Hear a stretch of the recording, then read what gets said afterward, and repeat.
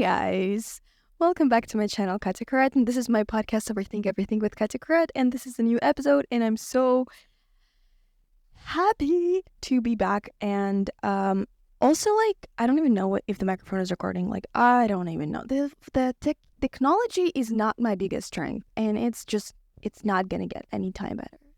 I've accepted my fate as I can't graduate.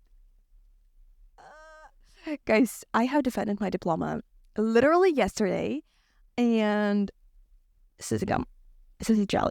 Sorry. And I'm so, I can't believe that because I've been so worried about it for such a long time, and it's just been something that's been draining me, and I'm still, so the day before the graduation, well, it's not the graduation because I still didn't get, my diploma, actually. I didn't have the graduation ceremony, but I've already basically done all my exams, and this was my last thing to do. And now I just have graduation ceremony in a month, and that's it. So at the day before the defense of diplomas, I literally, I was I don't know what didn't drink any coffee, but my heart was beating like a fucking, I don't know what it was. And I didn't sleep normally. I slept, I think 6 hours, and then I woke up at 6 a.m. even though we had defense 10 a.m. and I usually sleep until 12 a.m. if you I'm not gonna have any alarms.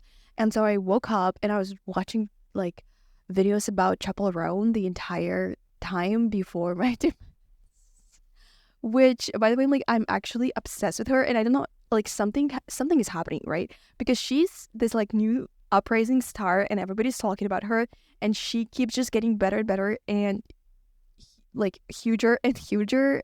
Nobody says it this way anyway. And I'm just I'm eating that up. I love it so much. And I don't even know.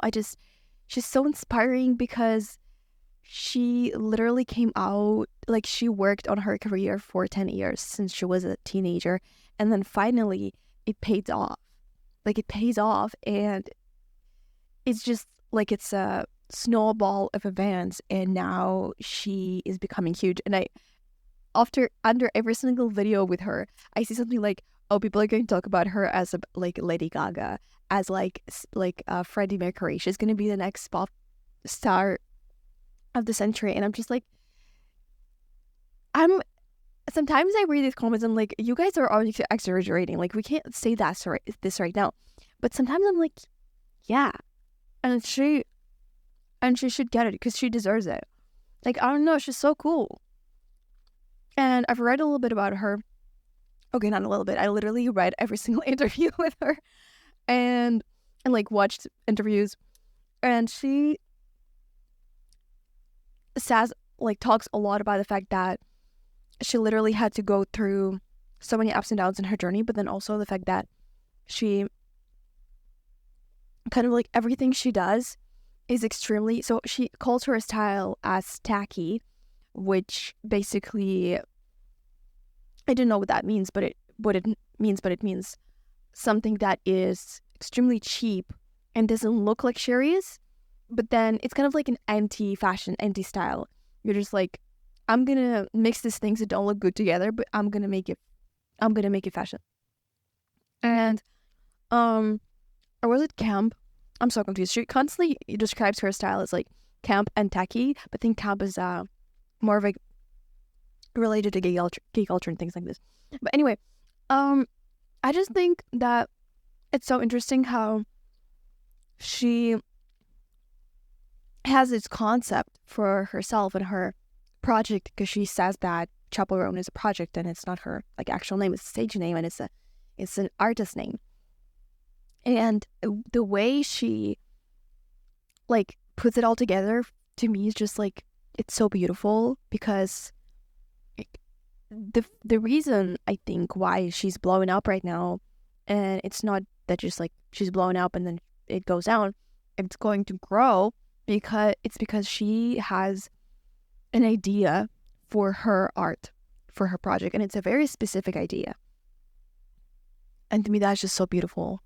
Oh my god, look how beautiful my background looks. Anyway, so that's it about the chappell roan. I was thinking today about the fact that I'm still I'm completely unaware that my 4 years at university are literally over, and like, what's wrong with me? And like, I am going to start a completely new chapter of my life, and like, not just a chapter that is like, oh, but there was a little chapter and I was starting a little chapter next. No, that's like new shit, like new things happening, the things that I've been dreaming about, and also like the first feeling that I had when I like finished my diploma and then I got my mark, which I got 4. Pray the Lord my soul to keep. That was over, and I'm like, I actually don't ever have to waste my life on things I don't give a single fuck about anymore. Like, if I'm not going to uni, if I'm not going to do any of the things, like, guys, I am so blessed to just do the things that I truly want to do. Wow, because I feel like my entire life I've been just forced into being in a certain environment or doing certain things that I did not want to do, but it's like there was no other way, right? Because like the moment you become a little bit self-aware,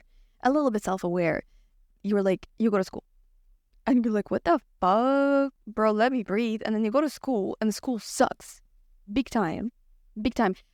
I hated school so much, guys. By the way, I was like the kind of girl, the quiet little girl on the first, on the first table on the classroom, and she was sitting there and she's like, and I'd be studying and cramming because I was like a good girl for my parents. And I've been like that for a long time, actually. And I feel like the fact that I've wasted so much of my time on things that I don't actually give a fuck, but I was doing them because I wanted to be like good for my parents and because I wanted to like satisfy some sort of external expectations of who I'm supposed to be and all of that. And I was like, why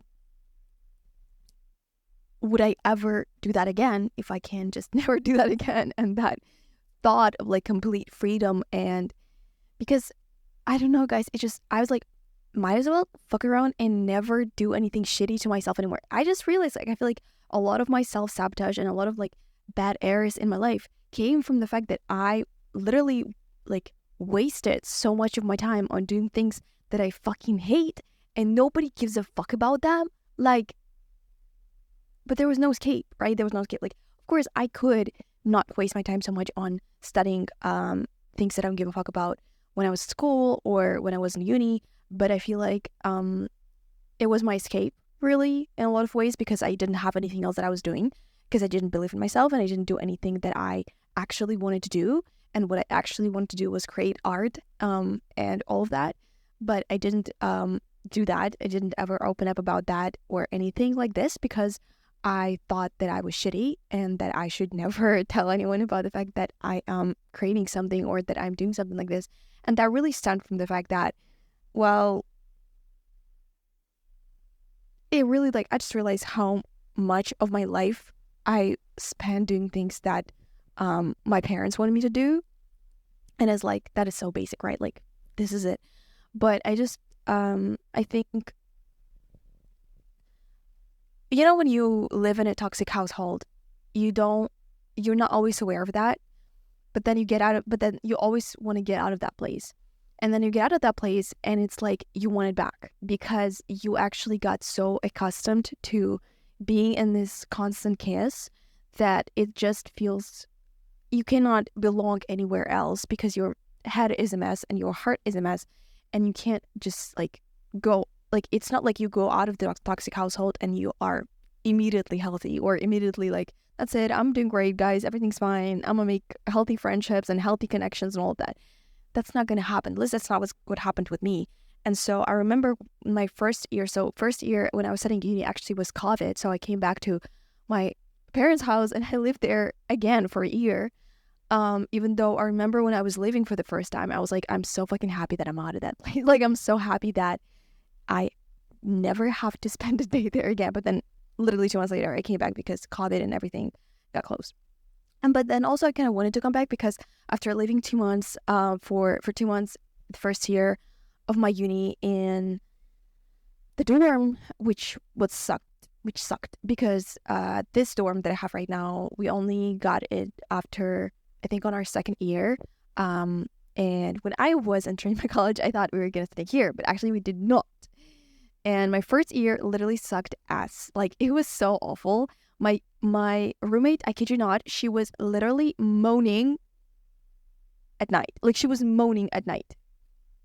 And she was like constantly opening the windows, and it was freaking cold outside. And I would like close the window, and she wouldn't speak to me. By the way, she was in fourth year. She wouldn't speak with me. And the first thing that she told me about when I entered uni, I'm literally like a freshman. I'm coming in, and I'm like, hey, like this is me, like this is my name, blah blah. And I'm asking her like, how's uni? Like, how's it? How would you say? Do you like it? She's like, well, it could have been better. And then she went on with this rant of like how she fucking hates university and everything. And I'm like, might as well have fun here, right? Anyway, that was awful, girl. Like, I don't know what was wrong with her. But what happened after that is that COVID happened, and I went back to my hometown, and first year was literally like just drained down to waste, and nothing happened. And then at my second year, finally move out for real, and I go into I move into this dorm, and I had again roommates from like fourth year that were all like, they didn't want to talk to me. Like, legit, nobody talked they talked between each other, but they didn't talk to me. And guys, I don't know why, but like, I feel like my entire life I was just like put into really stupid environments with like shitty people.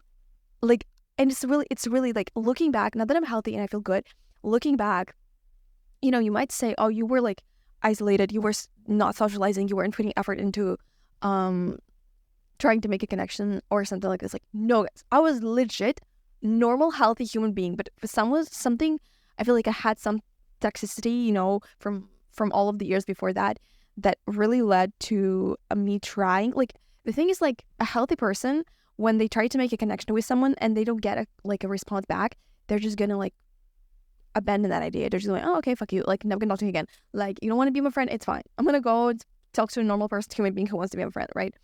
But when you have a wound inside of you and the lack and insecurity, when somebody doesn't want to be your friend, the response that you're gonna take is trying to try more. You're like, oh no, what did I do wrong? Oh my gosh, what is wrong about me? Oh no, let me try again. And it's like, but then, every single time just makes it worse, because that person is just like not for you. That person is just like maybe not your person. Maybe that person is a shitty person. There's so many reasons, but like, I remember when I was struggling with in my second year, I was just like struggling to have any connections at all. I didn't have any friends, and I was like so isolated. I'm depressed, and I was like, I'm literally like, guys, I am low key not handling it well, and my entire life was just like studying, because I found escape in the fact that I can get academic validation, basically, because I wasn't dumb.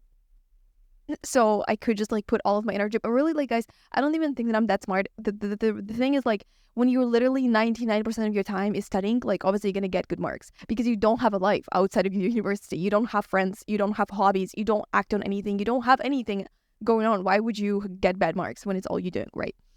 So looking back on that, I'm like, what the fuck was it? What the fuck was this? But then also, like, my second year, so like, literally these girls, they wouldn't talk to me, and I'm still to this day like, I don't know what's wrong with them. Like, what was wrong with them? I was just like constantly putting myself into this like toxic environments, which obviously, like, when you grow up in a toxic environment, you're going to put yourself into the same type of environment, because that's what you're used to.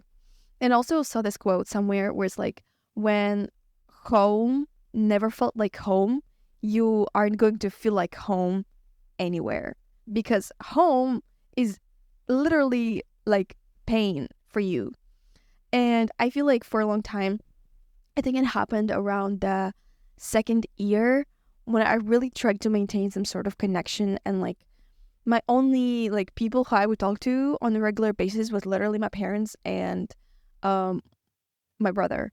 And what I had is that I just like felt so like, they don't want to, like, I felt like they don't want to be my friends even now. And that just like crushed my soul, crushed my spirit, because I was like, if even my parents and my brother don't want to like be my friends, who will? You know what I mean? And that was sad. Like, I was like in my deep down in second year. And then third year, I was like, So I got new roommates and I was like, whoa, they are actually good people. Like, I think these are the first good people I met in my entire life in like 5 years. Okay, not 5 years, but like long time. I was like, whoa, that's actually crazy. That's low-key crazy. And then okay, so today, guys, I don't know if I should tell this. Anyway, so today I literally went on a walk. It was the beginning of my third year when I met my first boyfriend, my ex. And I was like, that changed my life, right? Not that specific event, but everything that happened afterwards. It was like kind of like a catalyst for a lot of changes in my brain and in my life.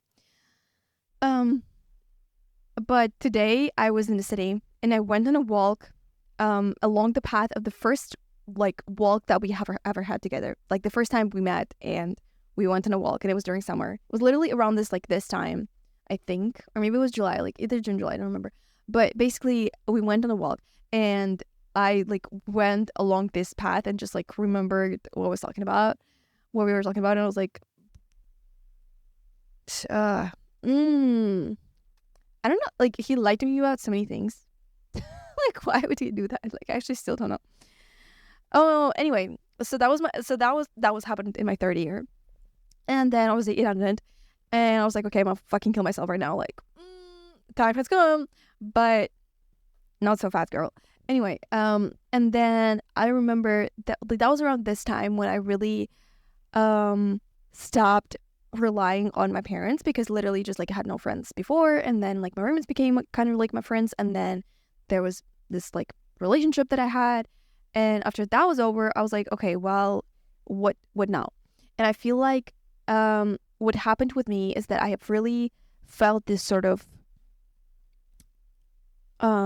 it's really weird, but what I felt was the fact that I don't give a fuck about anything anymore, because I felt like nothing matters, because I felt like I literally have nothing to lose. I was like, the only person that I cared about literally hates me, literally doesn't want to talk to me. Like, why would I try ever again? Like, why would I ever try again? That was my like thinking. And that is so weird, but that thinking got me into so many good situations, and have like helped me to get rid of so many unnecessary stupid things that I had in my brain. So for example, I struggled to just be myself, because I would always think that people judge me. And when people didn't like me, I was extremely insecure, and people didn't like me, I couldn't like be myself, because it was easier to wear a mask, because if people don't like me, then I'm just like, oh, whatever, they don't like my mask, it's not about me, right? That's fucking crazy, girl. But because I didn't care anymore, what happened is that I just stopped caring what people think about me, because like, why would I care what a random person in my class thinks about me if literally the love of my life doesn't want to talk to me? You know what I mean? That was my reasoning. Why would I care about a random person from my past who thinks about me? Because literally the love of my life doesn't want to give a fuck about me, right? I'm just like, nothing fucking matters anymore. That was my reasoning. But like in a sense of like, I literally can do whatever I want, because nothing matters. Like that is crazy, to be honest. And that led me to do so many things that I always wanted to do, which I was kind of like scared of what people might think of me. But really, it was nothing like crazy. It was literally the bar, like the bar was low. But because I was so insecure and so like self-conscious, that when I got this thinking because of this event, it really changed everything, because I felt like I was breaking my own like mental walls when I was doing this thing. So for example, I started, talking to whoever I want to talk to, wearing whatever I want to wear, doing whatever I want to do. Like I want to make a song, I'm gonna make a song. Want to start making a podcast, I'm gonna make a podcast. Like it's like these things right now, because I'm in a normal mental health state, and like I am not crazy anymore, and like insecure and all that. I don't consider them like something super brave. Like if somebody else does that, I don't think of them like, oh my gosh, you're so brave for that. No, I'm just like, oh wow, that's interesting. Like, what did you create, right? I don't think of myself as like being a brave individual now for putting things out like this, or I'm not even doing anything crazy. Like it's not crazy. It's literally normal. Like it's normal. But for me in the past, because I was so like in my head about everything, these things were literally like the milestones, the little steps that created the milestones of my change.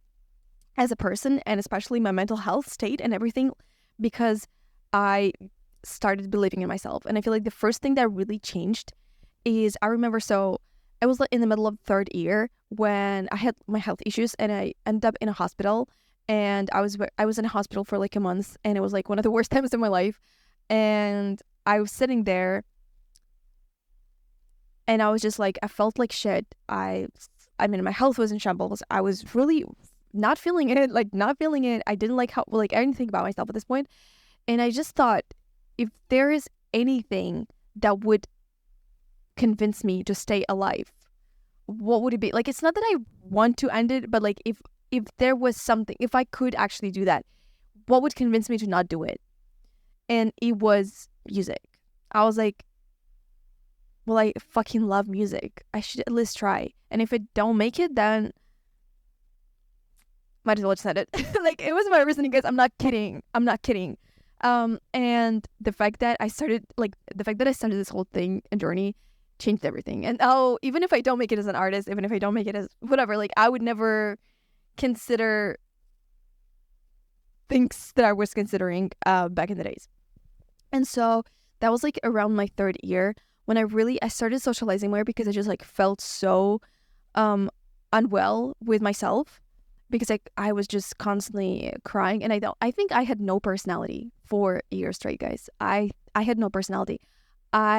Because it just crushed me so much that I was just like, I don't think. I was not thinking. I really wanted to go to semester abroad on my fourth year, but what happened is that I didn't pass my we have a final paper and then a third year, and I didn't pass it because I didn't write it, and I wrote it in like 3 days before the handing in the assignment, and obviously I didn't pass it. And I remember literally on the way to like defend that paper, I was crying. Like, I know, I remember it was like, I didn't even like memorize my speech, and we were in a car with like another girl, and we were going to that like defense thing, and I was reading my defense speech, and I couldn't concentrate on the words that I wrote. Like, I couldn't fucking concentrate because I was just thinking about my ex like the whole time. And I'm like, girl, you're literally like, right now it's an important moment, you need to focus. I couldn't. And then I didn't pass. I got my first F probably ever in my life. And I was sitting on I was in the subway bawling my eyes out. I was literally so upset because I realized like, oh, that means I cannot go to Korea, because I really wanted to go to South Korea for my first semester. And because of that, basically that's why I didn't go to South Korea. And also like, I wasted a lot of money on like preparing the docs and everything. And then also, okay. And I was bawling my eyes out. And it's like, I cried about the fact that I'm not gonna go to Korea, and I literally just failed, and I need to redo everything and like all of that. I cried about it for like, I think 30 minutes. And then the entire time after that, I was crying about my ex. Like, literally, guys, nothing could like put me back into it, because like, that's the only thing I cared about. But anyway, but that was also the time when I really, so like, I got into like a friend group, and it was more of like, they literally kind of like adopted me. There were like a couple of people so my friend, actually, who's my neighbor, and she's my friend, she was like a part of that group, and I was like, and I noticed she's a part of that, and I was like, can I join you? And she's like, okay, join us. And so I started going to like table games with them, and then I like, everything just kind of worked from there, because eventually I became a part of a friend group, and it all kind of just like really blew up in a good way, you know. But that was the moment when I realized, so I would like sometimes call my parents and tell them about, and so the important thing about the household here is that when my breakup happened, obviously the first people that I would talk to, besides like my neighbors and my friends, that were my only friends at the time, is my parents, and I would call them and cry and literally have hysterics, like, I don't know what to do with myself. And I don't think I've gotten the support that I wanted, like, at all. I feel like, I mean, no, my dad was supportive of me, but it's not the support that I would give to my child if my daughter got treated the way the way I was treated, or God forbid, or anything like this happened to like my children. I would never, would never be the words that I would tell them, the words that my parents told me. But either way, guys. But the point is, I didn't get the support that I wanted, and I just like felt even worse, to be honest, really. And then when I would tell sometimes my parents about like my new friends or whatever, I just didn't feel like it's actually a good thing. And then I feel like step by step, I would start closing off from my parents, and I just like stopped telling them things about my life, and I stopped opening up that much, and I stopped, like, I just, at some point, I just stopped sharing my life with them, because I realized that it's no good. It's no good. Like, every single time I share something, it gets twisted and it gets used against me, and I'm just like, that does not make sense. And also, a very important factor, of course, is that I released my songs, and then I found a really good job and I started making my own money. So I stopped financially relying on my parents. I became completely independent in that sense. And I feel like something just shifted in me, and I realized, wait, I can actually like do whatever I want because I am dependent on myself now. Like, I am the self-reliant person, and it is fantastic. It is so good. And I just feel like the last year, I really, like, I lived such a good life, and I've spent so much time with my friends who I consider like just really nice people, just really good people. And I don't know, I don't think that they understand how important they are for me in terms of just getting like having somebody who you can trust and who supports you and who cares about you, and who supports what you like. I'm sorry, guys. I'm so, like, I'm so grateful. I'm so grateful that I got to this position in my life when I've changed and people around me changed, and there are people who I can like ask for help, and they're gonna help me, and it's not going to be like for some, another reason. It's just because they like me and they think they're my friend and they're gonna help me, and that's it. Like, there's not much to ask for, And I just think that I didn't have that ever. And I don't think I had that with my family and in my family. And because of that, I spent a lot of my time in life trying to prove myself to people. And that was the reason why I was so like lacking, and I didn't believe in myself. And that change happened because of myself, and because I decided that I value myself first and foremost, and that I believe in my own abilities, and I believe in my own like interests, and I don't care what anybody thinks or whatever. But it's just that I know that if I didn't start believing in myself and care for myself, I don't think I would ever become close with these people who are so healthy, like mentally, and they are, I'm not saying like nobody's perfect and we all have issues, but in general, they just like are good people and caring people.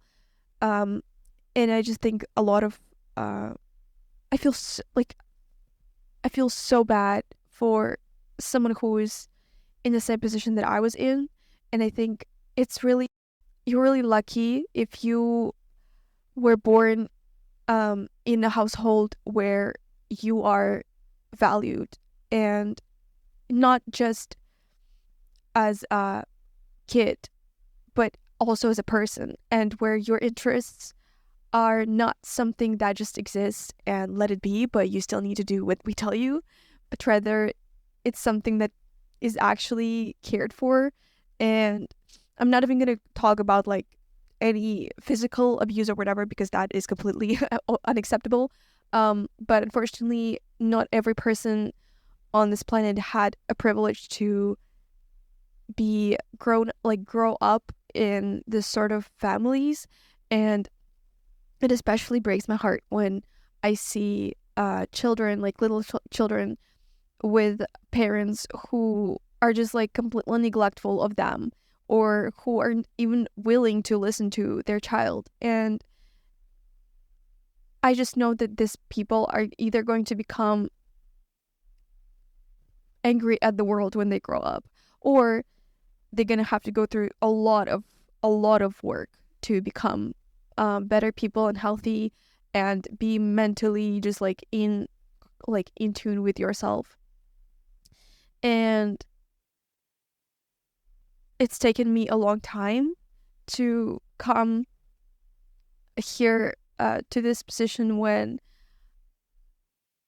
I'm not affected when somebody tells me that I am something bad. Um, it's like if somebody tells me an insult, it's the same thing as if somebody would tell me like, "Oh, you're, uh, I don't know, you're like you are a bird," and I'm like, "No, I'm a fucking human being. Are you dumb?" Like that's the way you should react when somebody tells you something like you're ugly, or you're fat, or you're stupid, or you're whatever. But I feel like I